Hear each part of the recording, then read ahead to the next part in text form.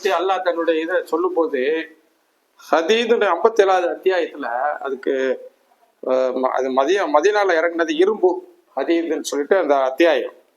அதுல சில விஷயங்களை வந்து மக்கள் தரும்போது அதுக்கு என்ன சொல்றாங்கன்னா,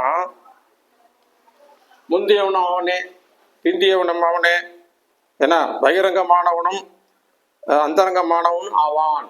இது நம்ம எப்படி புரியணும்? புரியுதா? இது எல்லாமே ஒண்ணுதான், எல்லாம் ஒன்னால வந்ததுதான். அந்த எந்த ஒண்ணு வந்து அந்த ஒண்ணுக்குள்ள ஒரு பவரை எட்ட முடியாது. இப்ப நீங்கள் நானும் அங்கிருந்து தான் வந்தோம், நம்ம ரப்பாயிட முடியுமா? என்னன்னா நம்ம கையெந்திர இடத்துல இருக்கோம். யாரா இருக்கட்டும், பெரிய பெரிய ஞானியா இருக்கட்டும், பெரிய சூஃபியா இருக்கட்டும், அவர் வர்றவர்கிட்ட தானே காசு வாங்குறாரு. யாராச்சும் எனக்கு எது தேவையில்லைங்கிறாங்களா? சொல்றாங்களா? கொடுத்தா வாங்கினவங்க பெரிய ஞானிகள் இருந்தாங்க, அது வேற காலகட்டம். யாராவது கொடுத்தா அன்பளிப்பு வாங்குவாங்களே தவிர அவ்வளோ எடுத்து யார்ட்டையும் கேட்க மாட்டாங்க. இப்போ அல்லாஹ்வுடைய ஒரு கிருபைக்காக வேண்டி அவங்க வேலை செய்யக்கூடியவங்க. இந்த மாதிரி மக்களை புரட்டி, மக்களுக்கு தவறான கருத்துக்களை புகட்டி அந்த மாதிரி அவங்க வந்து சம்பாதிக்க விரும்ப மாட்டாங்க. புரியுதா? இப்ப பாருங்க, அப்போ இதுல என்ன சொல்றான் அல்லாஹ் 57:3 ஏன்னா ஹுவல் அவ்வலு வல் ஆஹிரு வல் லாஹிரு வல் பாத்தினு வஹுவ பிக்குல்லி ஷைஇன் அலீம். இந்த ஆயத்தை நம்ம எப்படி புரியணும்னா, நமக்கு முந்தி யார் இருந்தா? நம்ம முந்தி எங்க இருந்தோம்? அல்லாட்ட இருந்தோம். அல்லாட்ட இருந்துதான் எல்லாரும் வெளியாச்சு இல்லையா? அப்ப முந்தியது யாரு? நம்ம வர்றதுக்கு முந்தி எங்க இருந்தோம்? ரப்புட்ட இருந்தோம். அப்ப முந்தியது ரப்பு தானே, அல்லாஹ் தானே. சரியா? அல்லாட்ட இருந்துதான் வந்தோம். நமக்கு முந்தி இருப்பது, எப்போது இருப்பது யாரு? அல்லாஹ். பிந்தி நம்ம மொத்தா போனோம், அதுக்கப்புறம் யார்கிட்ட போகும்? அங்கே ரப்பு தானே இருக்கான். சரியா? அப்ப பிந்தி இருந்தாலும் அவன் தான். அவனின்றி நாம் இல்லை, நாம் இன்றி அவன் உண்டு. இப்ப நம்ம வந்தா இன்னைக்கு எத்தனை பிறந்தீங்க? 40 வருஷம் முந்தைய அவன் இருக்கானா இல்லையா? நீங்க இல்லையே. இல்ல ஒரு 40 வருஷம் கழிச்சு நம்ம இல்லையே. அப்ப எப்பவும் நிரந்தரமானவன், நிலையானவன், ஒப்பு ஊமை நோக்க முடியாதவன் தான் இறைவன். இதுதான் இஸ்லாம் நமக்கு கற்றுத்தரக்கூடிய ஒரு முக்கியமான பாயிண்ட். இதுல இருந்து நம்ம தப்பக்கூடாது, இருந்து பிசைக்கிற கூடாது. என்ன அப்ப இங்க என்ன சொல்றான் அல்ல, பகிரங்கமானவன். பகிரங்கம்னா அவன் இல்லாம எதுவுமே பகிரங்கமா வெளியாக முடியாதுல்ல. இப்ப ஒரு மரம் இருக்கு, அது யாரை கொண்டு வெளியாச்சு? இறைவனை கொண்டு. நீங்க எப்படி வெளியாடியா? நான் எப்படி வெளியாடினேன்? சர்வம் எப்படி வெளியாச்சு? அப்ப வெளிப்பட்டதுக்கெல்லாம் யார் பவர்ஃபுல் ஆளு? இறைவன். அப்ப வெளிதங்கத்துக்கு உரிமையாளன் யாரு? இறைவன். இப்படிதான் விளங்கணுமா தவிர வெளியானது எல்லாமே இறைவன் விளங்கக்கூடாது. புரியுதா? அவனின்றி எதுவும் வெளியாக முடியாதுன்னு அர்த்தம். இப்போ அந்த பொருளை வெளியாக்கிட்டு அதுக்கு அந்தரங்கமா இருக்கிறது யாரு? இறைவன். இப்ப இறைவன் நம்ம கூட இல்லைன்னு நம்மளால வேலை செய்ய முடியாது, பேச முடியாது, எதுவுமே நடக்காது. அப்ப இது அந்தரங்கமா இருந்து நமக்கு உதவுறான். நம்மள பகிரங்க படிச்சுட்டு அந்தரங்கமா அவனுமே இருந்து நமக்கு உதவி செய்யறான். இதை மறக்காதீங்க. இதெல்லாம் ஞானிகள் நமக்கு சொல்லி தர்றாங்க. இப்படித்தான் நம்ம விளங்கணுமே தவிர எல்லாமே ஒண்ணுதான். அப்போ ரசூலுல்லாஹ்க்கு வேலை இல்லையே, நபிமார்களுக்கு வேலை இல்லையே, வலிமார்களுக்கு வேலை இல்லையே. ஆனா எல்லாம் ஒண்ணிலிருந்து வந்ததுதான்ங்கிறது, சர்வமும் அனைத்தும் ஒன்றுக்கு உட்பட்டதுங்கிறது எல்லாருக்கும் பொது கருத்து. ஆனா அப்படி உட்பட்டு வெளியான எது ஒன்றும் அந்த ஒன்றல்ல. எந்த ஒன்றல்ல?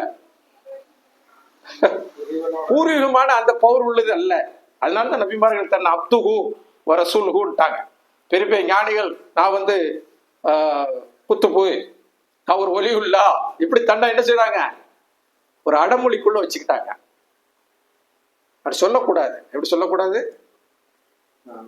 நான் தான் அல்லாஹ் அப்படின்னு சொல்லக்கூடாது. அப்படி வந்துடும். இந்த மாதிரி பாதையில போனீங்கன்னா அப்ப அல்லாஹ்வுடைய சிஃபத் எதுவும் அவன்கிட்ட இல்லையே. ஒரு சில மனிதனுக்கு கொடுக்கப்பட்ட சிவத்தை தவிர எக்ஸ்ட்ரா இல்லையே. 2 நேரம் சாப்பிடாம இருந்தா அவன் செத்து போயிடுவானே. அவன் என்று நிலையானவன், நித்திய ஜீவன் இல்லையா? இப்ப அவனோட நம்மளை ஒப்பிட முடியுமா? அப்ப எவ்வளவு பெரிய முட்டாள்தனமான வேலைகள் நம்ம செய்துக்கிட்டு இருக்கோம். ஏன்னா இந்த அத்தியாயமே அல்லாஹ் பத்தி உள்ள சிஃபத்துக்களை சொல்லி தருது. வானத்திலும் பூமியிலும் உள்ளவை அல்லாஹுவை தஸ்பீக் செய்கின்றன. பார்த்தீங்களா, இறைவனுக்கு கட்டுப்பட்டு நடக்குது, இறைவனை நினைவு கூர்ந்து நடக்குது. ஏன்னா அப்படிங்கிறது சொல்லிட்டு அல்லாஹ் சொல்றான், அவன் யாவற்றையும் மிகைத்தவன், ஞானம் உள்ளவன். நம்ம குடும்பத்தையே மிகைக்க முடியலையா? நம்ம எப்படி அவனு நானும் ஒன்று சொல்ல முடியா? அவன் யாவற்றையும் மிகைத்தவன். எல்லாம் அவனுக்குள்ள ஃபெயில் ஆயிடும், ஆனா அவன் யார்கிட்டையும் ஃபெயில் ஆக மாட்டான். ஃபெயில் ஆக மாட்டான் இல்லையா? மிகைத்தவன், ஞானம் உள்ளவன். உள்ளாங்க வெளி ஞானம், எல்லா ஞானமும் அவனுக்குள்ளதான் இருக்கு. அவன் கொடுத்தாலும் இல்லையா நமக்கு ஞானம் இல்லை. லா ஹவுல ஒலா குவத்த இல்லா பில்லா. அல்லாஹ் இல்லைன்னா நமக்கு எதுவுமே இல்லை. புரியுதா? அது சக்தியா இருந்தாலும் யுக்தியா இருந்தாலும் அல்லாஹ் தந்ததான். சரியா? மேலும் அவன் எல்லா பொருட்களின் மீதும் வல்லமை உடையவன், வல்லமை வாய்ந்தவன்.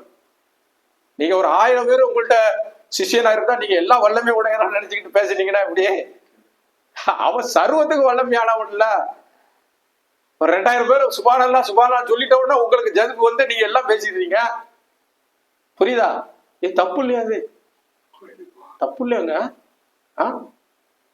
நம்மளை இல்லாம எவன் தாத்திக்கிறானோ அவன் தான் உயர்த்த முடியும், உயர முடியும். எல்லாம் உயர்த்தி வைப்பான்.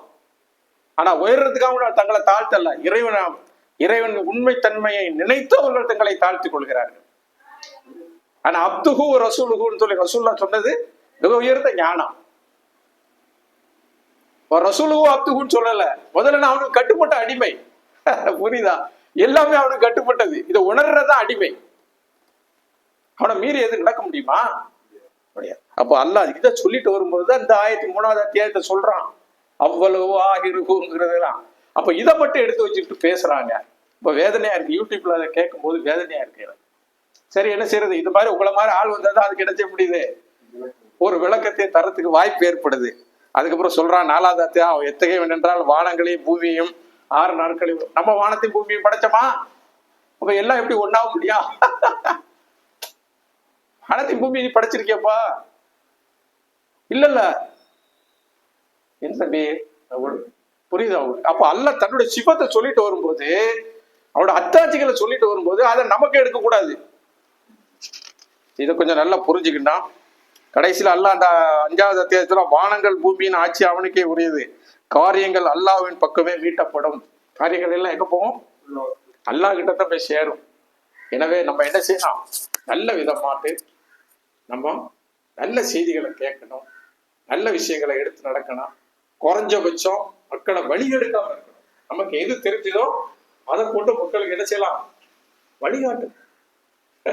அதான் தெரியாதவர்கள் தெரிந்தவர்களை கேட்டுக்கொள்ளுங்க. நல்லா சொல்றான்னா, அல்லாஹ் ஒரு மனுஷனுக்கு ஞானத்தை கொடுத்துருந்தா அவன்கிட்ட போய் கேட்டு என்ன செய்யணும்? தெரிஞ்சுக்கிடணும். இதுதாங்க, வேற ஒண்ணும் இல்லை. அல்ஹம்துலில்லாஹ். அல்லாஹ் போதும்.